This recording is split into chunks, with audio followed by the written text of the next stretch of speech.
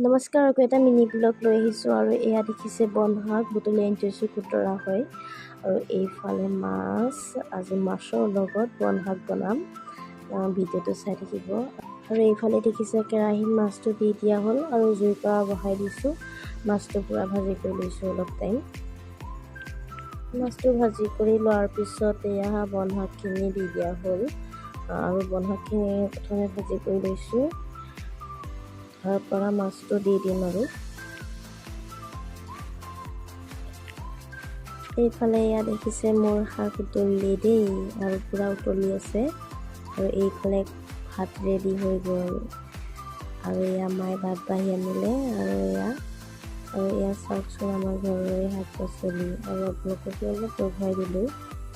ঘৰৰে জলকীয়া হয়, এয়া চাওক ছিঙি আনি থোৱা হৈছে আৰু এতিয়া পূৰা পকা জলকীয়া।